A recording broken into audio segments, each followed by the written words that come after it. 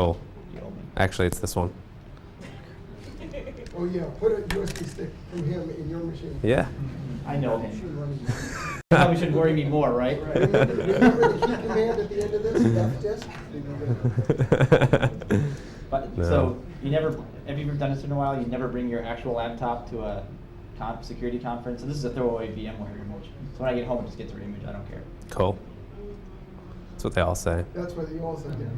I do have a slide on that actually, so we'll see when we pull it up. It'll be good.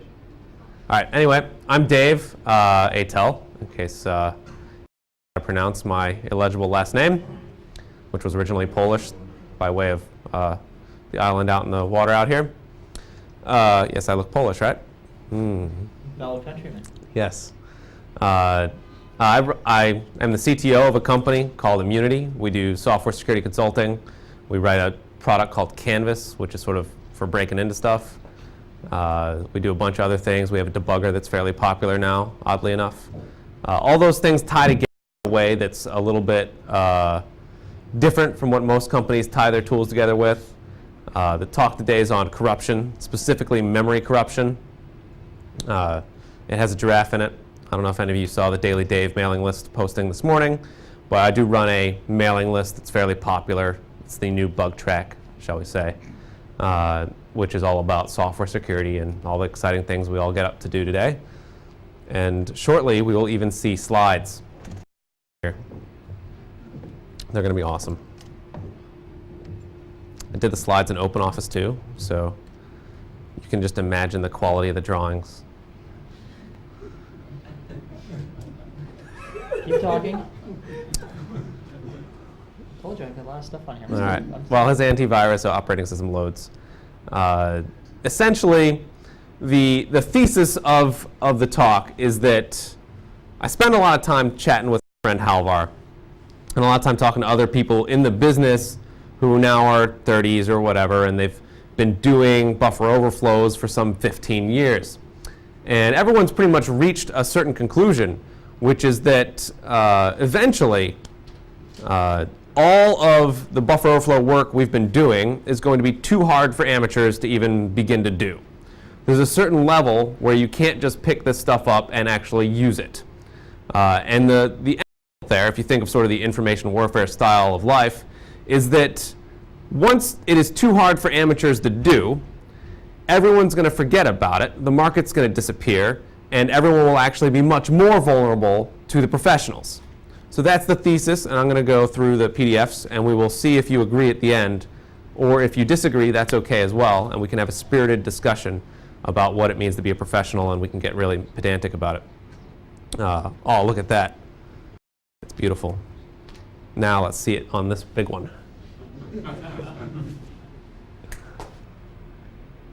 Oh, look at that. Pass it on top of that. All right, page up and page down, right? Is that how this works? Excellent. All right, so essentially the it's good enough.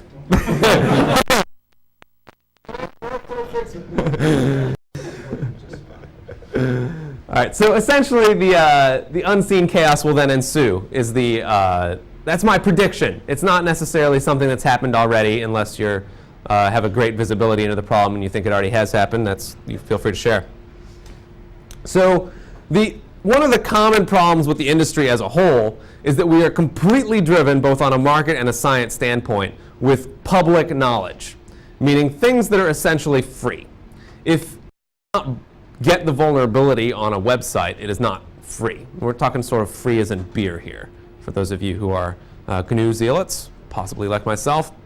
The picture, as you may notice, it's kind of a little bit dimmer here, is Andrew Cushman, who's put together probably the most sophisticated human intelligence operation on the planet for this sort of thing. And he's in charge. He was originally doing, when I met him, I did a gig with Microsoft as part of At Stake. And he was originally doing IIS security management.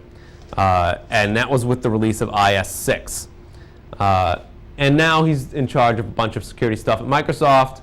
But you'll notice that everyone tends to focus on what is publicly known. right? You can debate a little bit around it, but the reality is you don't have so much excitement around advisories. I believe our dear friend Weld, well, he's not here, is he? But advisories, when you patched vulnerabilities, good old R-Ball with his vulnerability Windows paper that everyone follows up on and makes up this gray risk, white risk, black risk. Have you seen this? No, you shouldn't see it. But nonetheless, it's essentially a giant waste of time. When people say patching is a security mechanism, what they say is, as long as I protect against stuff I know about, I'm okay. Which gets us back to our little head in the sand picture from earlier.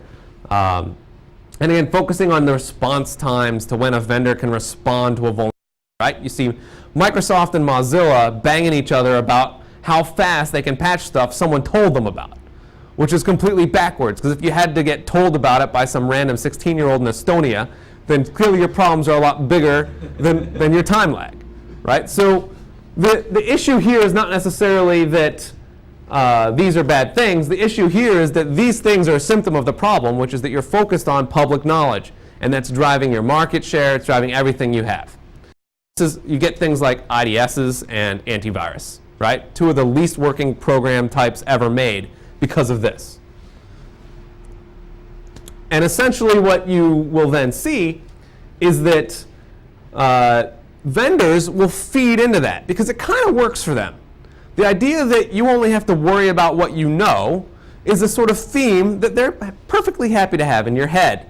And we've all been, I'm a vendor as well, all been problematic in this way. And probably one of the recent ones is you'll see like this SCADA company say things as neatly obvious as, no customer has reported a breach using this vulnerability.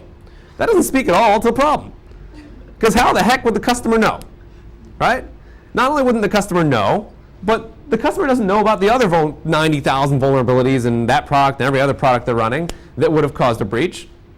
And you actually have this written in stone. It's canonicalized. This is how people think about this stuff, and you'll see it because everyone in their advisories wants to put out, and this is just Microsoft, but we pick on them because we know they're big boys and can take it.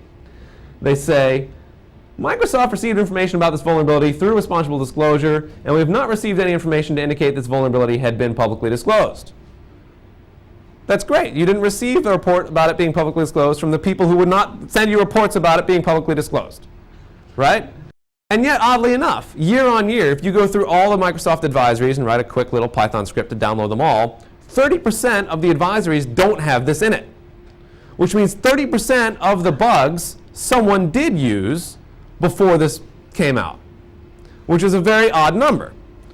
And that you can do your own Python script and grep if you would like to make that number up as well. So I originally was going to have all this graphing stuff, but it turns out doing a graph in OpenOffice is awesomely fun.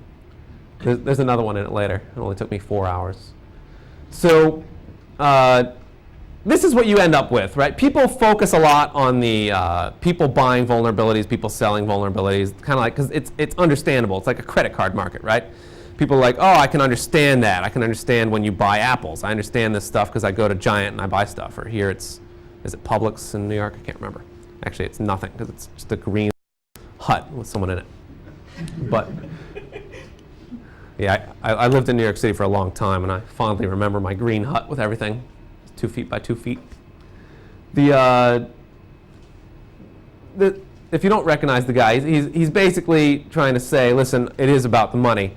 And all the stuff that a good offensive security researcher would normally have given away, all the stuff that was essentially free to them, is now so expensive for them to create that they cannot give it away.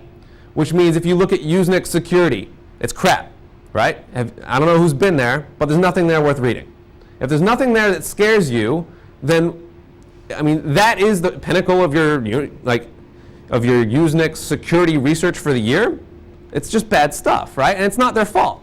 The problem is no one's going to submit a great paper to them because no one can afford to, right? And the same thing's true for most academic security. They just can't afford to do it.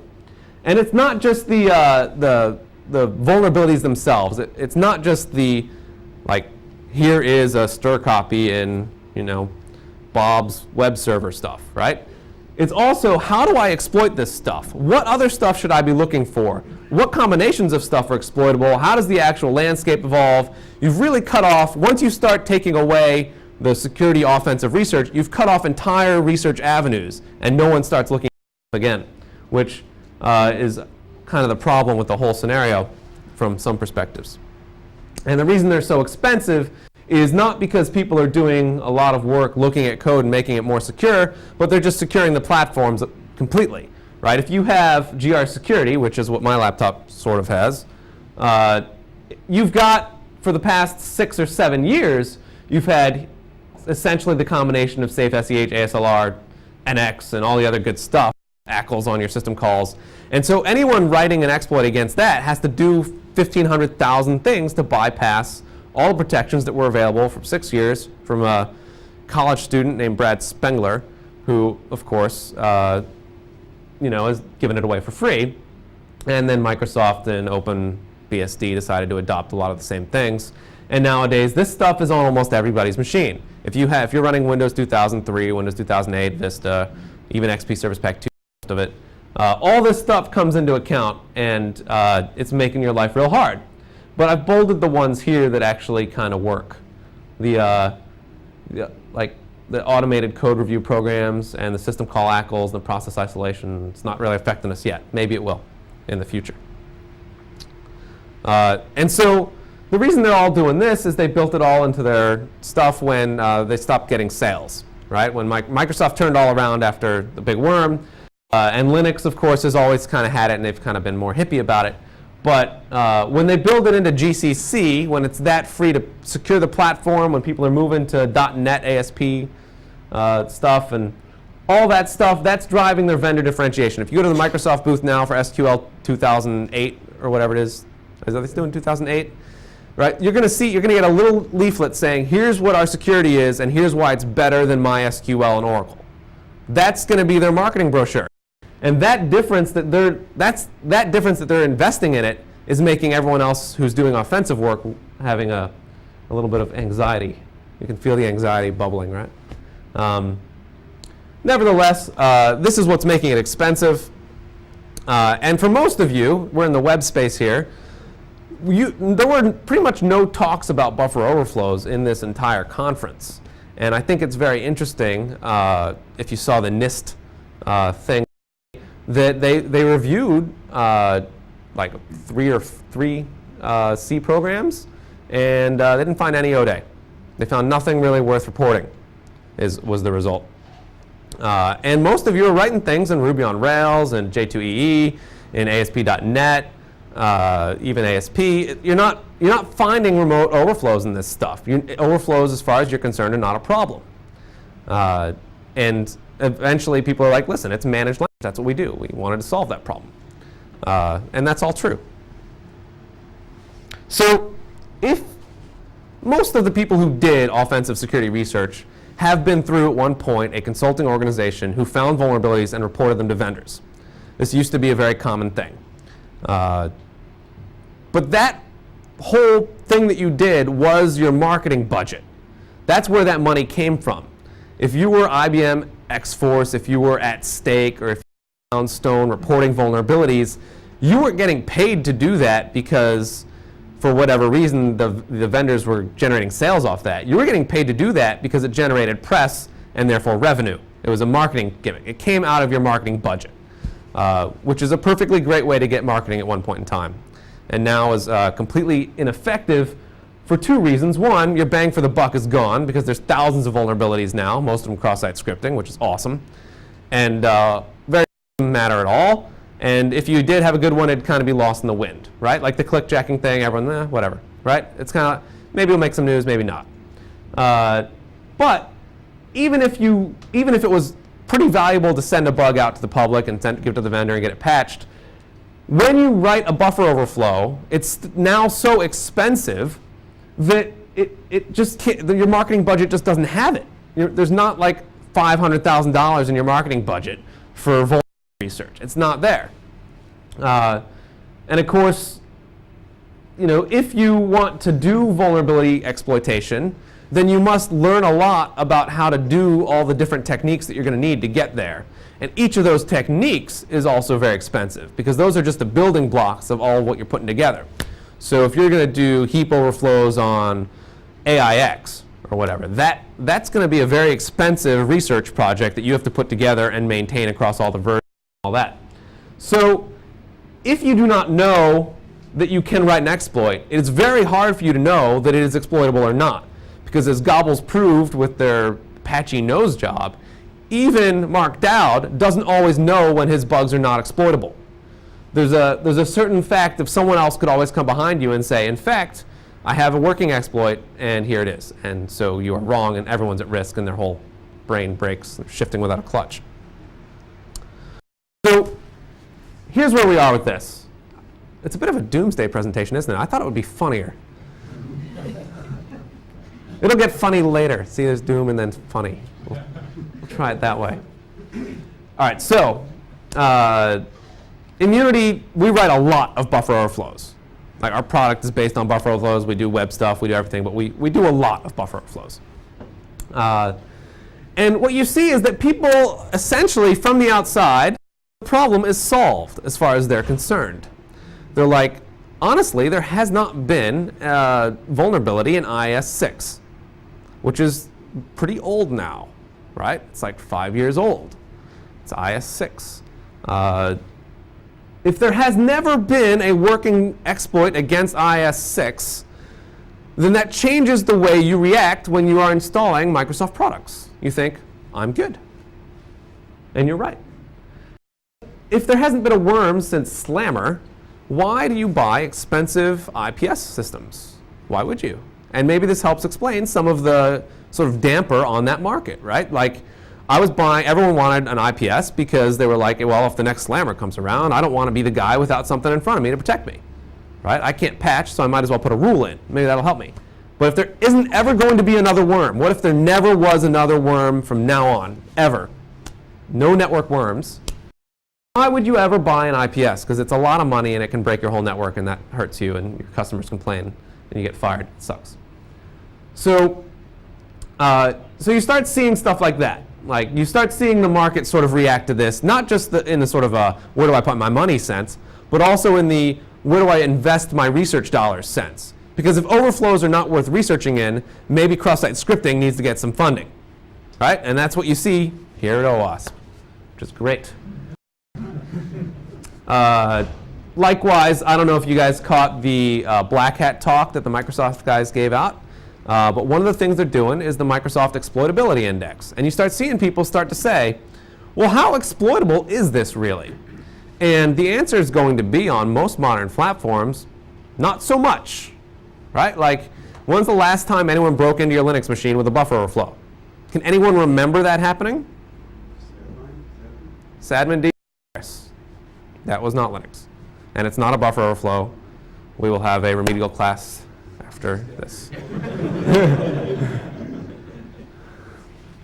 OK. So you can feel free to, you get a free heckle point when you come back. But the thing you're going to stop doing is you're going to stop patching and stop paying attention to overflows at all, right? You don't need a HIDS to do API redirection, which slows your machine down by 20% and reduces the investment you've ever made in it, if there's no overflows in the first place. If no one's using them, right? If the worst problem you have is a DOS and the HIDS doesn't do anything about that, right? So is the HIDS market booming right now?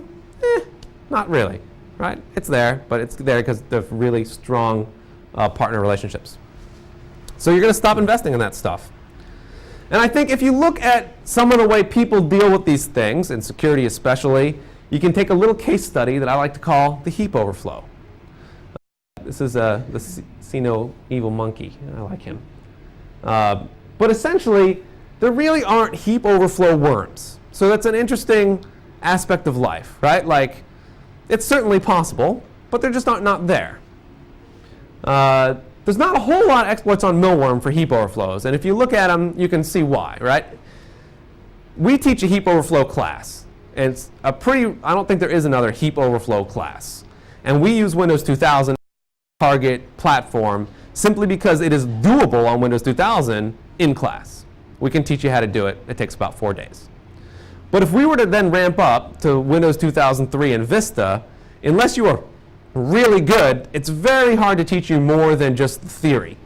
You don't ever get to do it, and if you don't ever get to do it in class, you never really learn it, because everything should be hands-on. Otherwise, it just drips out of your brain like muck. So there aren't any exploits on stuff, because very, very, very few people have ever written a Windows heap overflow.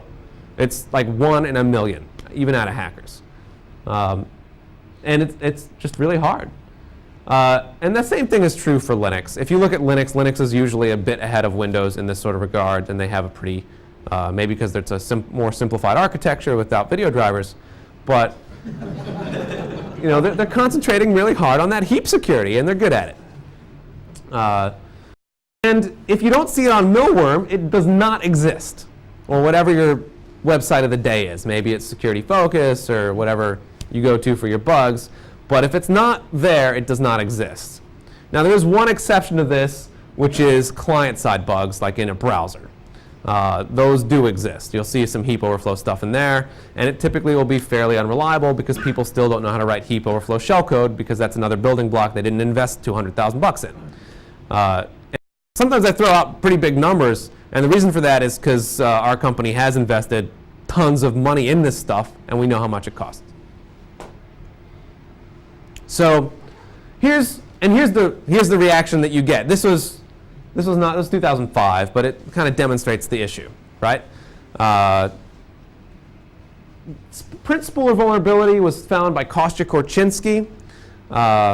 It's a good vulnerability. It's a heap overflow. We actually use this as our demo vulnerability. It was then written up by Nicholas Weissman, who's I found him in Mexico. He's an Argentinian guy. And I found him because he was writing heap overflows for fun against GDB, which doesn't seem like something I would want to do in my spare time. But we said, you know what? If that's what you're doing in your spare time, we have a problem for you. And he's quite good. You'll see a picture of him later. But here's what they say. They say, on Windows XP Windows Server 2003, this issue would result in a denial of service condition. And it says, this cannot be exploited for remote code execution or for elevation of privilege, et cetera, et cetera. Is that really true? I don't know. Here's how it works on Windows 2000, right? So this is just a quick little example. There's a little memory leak. Here's 2 little memory leaks. Those are little functions we wrote. And we make an RPC connection. And then the set progress stuff I should have did, but it moves a little bar in the little GUI. It's nice. And so you get your what and your where, and you sort of have this write for abstraction where you're writing 4 bytes from somewhere to somewhere else, which is actually calling the vulnerability. So these 2 things are actually doing the vulnerability. These 2 things are exploiting something completely random else that causes a memory leak, which is how you do these sorts of things.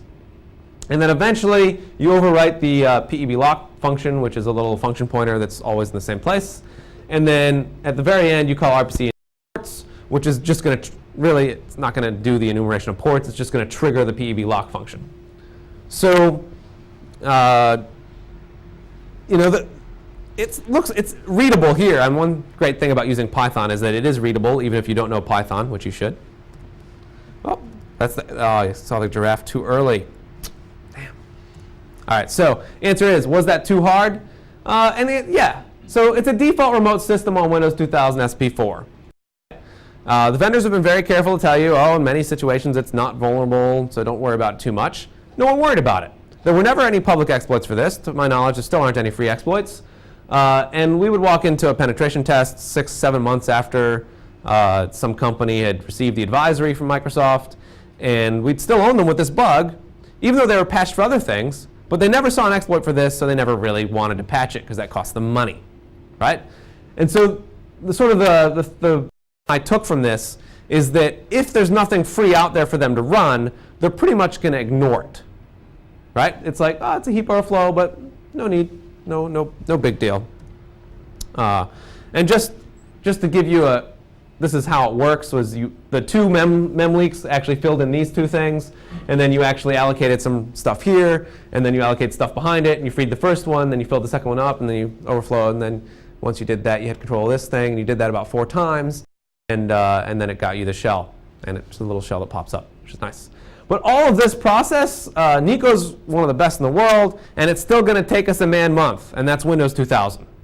So there are very few organizations out there who are willing to put a man-month into a Windows 2000 exploit that's a heap overflow that works on SP4.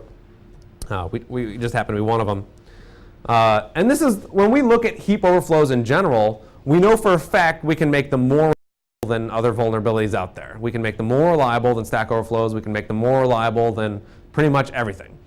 But we also know that it's going to take us 1 to 6 man-months. And that's conservative, and that's for something that we know we can do. We think it's pretty easy to do, right? In the outlier cases, you're looking at 12, 15 man-months to do one exploit. How would format string attacks fit in that spectrum of exploitability? Format string attacks are almost exact, but yeah, they're pretty easy to find. And even in a binary, they're fairly obvious. In the rare case that you find one, it's pretty much just like this in terms of power of the technique. The only difference that I like about heap overflows is that if you do them right, you're not doing write fors anymore. You're actually corrupting the data instead of relying on. That's the advantage of a heap overflow, which you can still kind of do strings, but it's not as easy. But of course now there's all these. It goes back and forth. It depends who you ask. But they're both really hard now, right? They're both going to be 1 to 6 man-months.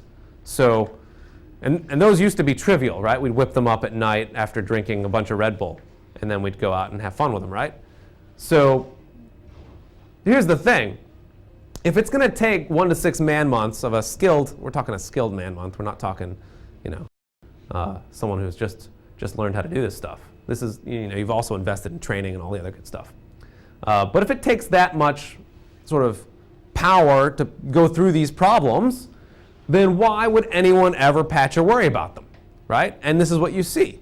When we look at engagements, no one really, if it's not easily exploitable, and it has to be, red, orange, or whatever the colors, I'm not good at colors, whatever those other colors are we use in the little flag that we have. If it's not sort of completely obviously exploitable, no one's going to patch it. If you have Windows 2003 SP2 and heap cookies and all this other good stuff, it's never, ever going to be easily exploitable, ever. So no one's ever going to patch it because no one cares. And if they do patch it, it's because their patching policy is set. It's on 6 months or whatever. But it's never going to affect them because they probably never get broken into. But they will by us. Hello. How about the native code on dataset should be generated by just-in-time compiler? All right, so even if in the case when you have, like, for example, in bugs we found in Java, Java stuff where there is a buffer overflow and a native Java extension. Or the new Mozilla like the Chessmonkey or the Chromi from Google, the V8 JavaScript engine. Sure, yeah, and you will find some rare things that are outliers, but in reality, if you go to exploit them, I bet you'll realize that dev and safe SEH and all the other stuff is still going to really annoy you. Right? Or in Linux's case, you're running grsec, and it may not matter anyway, right? Or the reordering that they've done with the new compilers. It's still going to be really tough. And here's the thing that we enjoy about this is that if we go into a big organization, not like a mom and pop retail shop, but if you're going into something really big, and I have an exploit that works 1% of the time in a sort of flat random distribution, well, I still win. Because they're guaranteed to have 20 of them, and I have a 1 in 5 chance, and I try it today, and they reboot a few of them, and I try it again tomorrow, and I eventually will get in. And it'll take like a week maybe, but at some point, the galaxy is big enough that you're going to find life somewhere, right? So, and this is what, if you are a professional who can get to that level, this is the advantage you start to have. I have 10 minutes, so we're going to whip through this stuff. But and this is where you start to see the problem with sort of ignoring memory corruption. It depends on your style. Normally these would come in a little filtery thing, but awesomeness of OpenOffice graphics, great. So here's what we see a lot when we do a bunch of assessments here on the street. I guess we're not on the Wall Street, are we? But down on the street. You see they'll have a nice solid IS, and their whole app has been scanned 1,000 times, no SQL injection or anything obvious. There's no cross-site scripting either. But they'll have a Citrix farm, they'll have an OFX server, they'll have a fix server. In the back, they'll have an AIX 5.1, and then they'll have like an FTP server that they're using to move the really big files from back and forth from the trading stuff, logs and whatnot.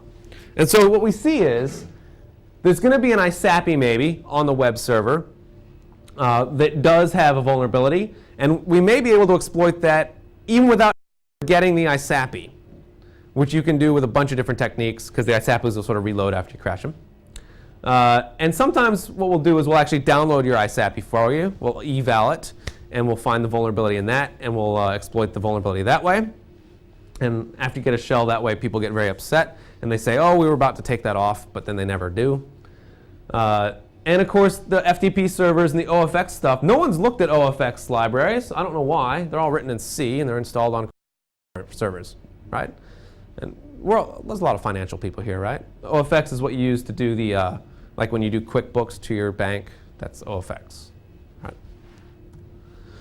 So this is what we hear after we break into somebody who's essentially been protected from buffer overflows for the last 5 years as far as they're concerned. Is you hear something like, only someone like Immunity could have done that, to which I say the Mafia is probably better than Immunity. And for sure the nation states are better than Immunity. Or, at stake or your consulting group of choice. No. They have more money. They have more money. Well, I hope they do. And of course, they also say, oh, it's just too late to change our technology decisions. We've invested in this stuff. We've had an IDS forever. We're going to have that forever, right? We're like, well, we just broke in with your IDS. And they're like, well, we're still going to keep it. And they say, or they'll say, yeah, that's something for someone else to fix. Now, I picked on Microsoft and IBM here. But they'll make it someone else's problem. Like, well, the platform, like Windows didn't protect me from a buffer overflow and someone else's random code. What's wrong with them? So you get that a lot. And the other big thing you'll get is, oh, but you would need source to write that up. And there's two things there. Is one, I usually have source. And two, I don't always need source to write up this stuff and find it and stuff like that. So, and by me, I usually mean Costshare, someone better than me.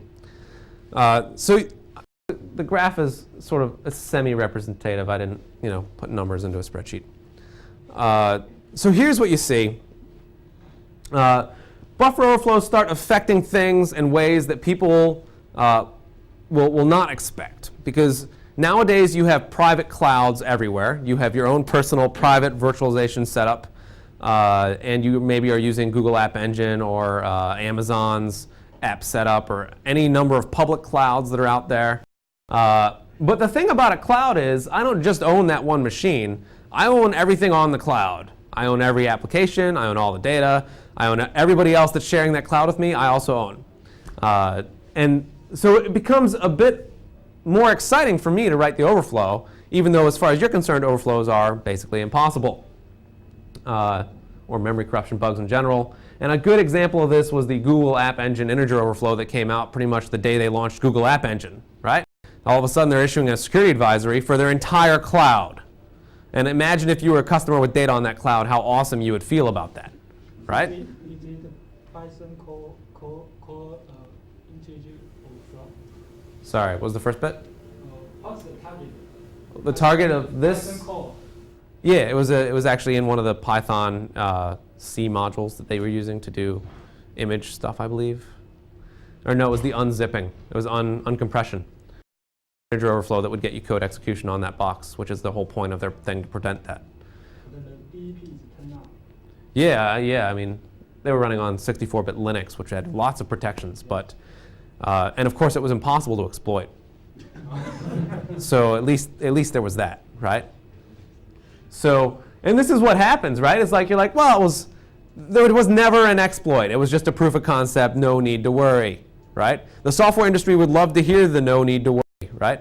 But in reality, if you destroy all of buffer overflows, in fact, they just come back to haunt you as a little spectral ghost giving you bad advice. So here's what I think, and it's not just me, and I'm happy to point you to other people who think like this as well, like Halvar and Sinan and all the other people out there, which is that essentially there's a push away from corruption bugs. It used to be the best minds in security went into finding overflows, exploiting overflows, and doing overflow stuff, right? You were always getting a shell and popping up things, shell code. How many papers in Frac are about shell code, right? Each and every paper, the world's worst paper, but they're all there. And that was certainly a style.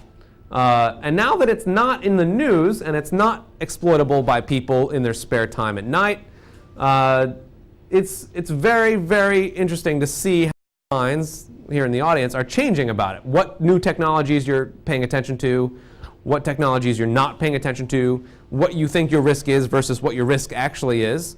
Because I guarantee you your risk is higher in this area than you think it is because of this little facet of psychology we're exploring here. And I use the giraffe, and this is the famous giraffe, but I use the giraffe just as an example here because there's a reason giraffes have that hugely long neck, and the reason is because it allows them to actually in the African savanna where nothing else can. And this is where the professionals are, right? The professionals have built the huge neck, and they're perfectly happy eating the rest of the forest. And that's the end of the little talk, and it was not as funny as expected.